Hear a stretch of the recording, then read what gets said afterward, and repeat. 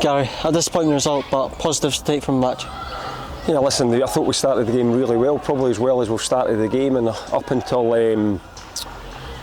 Dumbarton got their first goal, I thought we were well on top. We created a few chances and never put the ball in the back of the net, which can always be a concern when you're on top.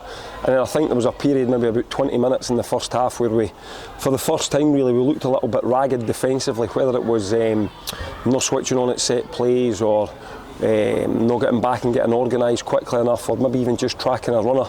And in that time we made 2 or 3 individual mistakes, and unfortunately for us, every individual mistake we made led to a goal. Sometimes you get away with it, your teammates can bail you out a little bit, but you know, Dumbarton got a couple of goals that put their tails up, and probably for their second goal to the rest of the half it was uncomfortable for us. But I think it was more down to the fact that for the first time we were probably a little bit off it defensively. So you get to half time, you're 4-0 down, which is, found that really hard to take really on how we had played, but it was what it was. And we said to the players, look, this can go one of 2 ways. You either feel sorry for yourselves and it turns into a 6 or a 7, and we actually feel really, really embarrassed. And we were embarrassed at half time, 4-0 down, but you know, you run the risk of having a real embarrassing. Or we asked them to stay together as a group and go out and try and win the second half, try and get an early goal. We got the early goal, and we huffed and puffed, and then we got our second goal just too late. So credit to the group for staying together and getting back into the game. Obviously the second half is difficult to judge because Dumbarton are 4-0 up, and you don't know if they're sitting in, they're just content on the lead. So, but all we can do is go out and try and reduce the deficit. I thought we'd done that. Big Matty's got a couple of goals, we've had other chances. Darren's had 1 or 2 saves in the second half, but you know, it's really strange because when you lose 4, I would rather lose the game. When you lose 4 goals, I would rather lose it and say we were terrible today, all over the pitch, terrible, not a man was it, we've had a real off day.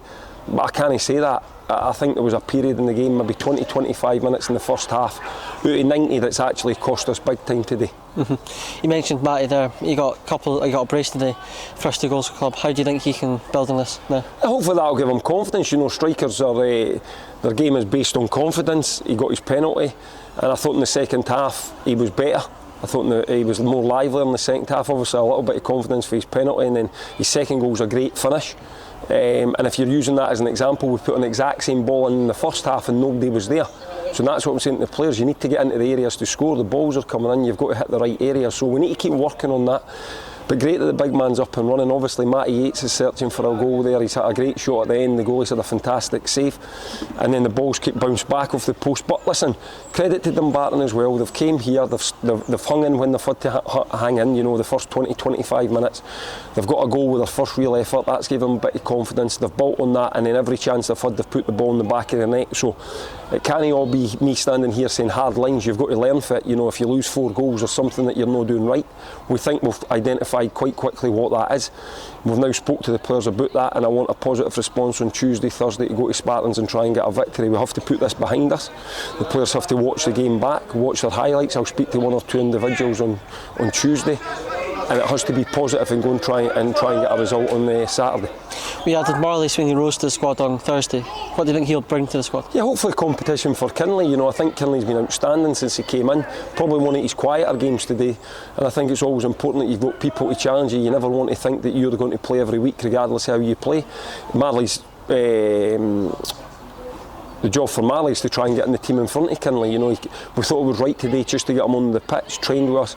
The game had gone, they were down to 10 men. We thought it was an ideal opportunity for him to get on. I think the time that he came on showed that he's comfortable with the ball. Obviously, he wasn't really tested too much defensively with Dumbarton being down to 10 men, but we hope we can add something to the squad. We need competition within the squad. And you know, we are still actively trying to bring in a forward player. You know, I've spoke to the squad about that. That's not because we're not scoring goals. We feel that we just need 1 more forward into the squad. So that's what we've got to try and do. We've not got 1 in so far, but it's not for the want of trying. And we need to just keep looking to try and get that player that can add to the squad.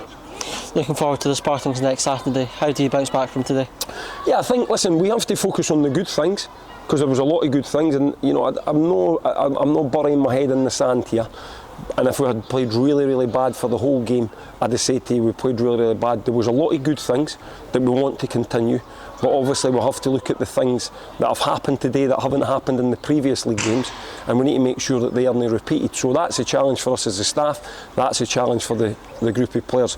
I don't think the players deserve me to go after them today, really, because as I say, it was a bad 25 minutes out of 4 league games. So, you know, that isn't too bad, but you have to address what happened in that 25 minutes, and that's what we're going to have to do. Thank you very much, Gary. Cheers. Thanks for your time.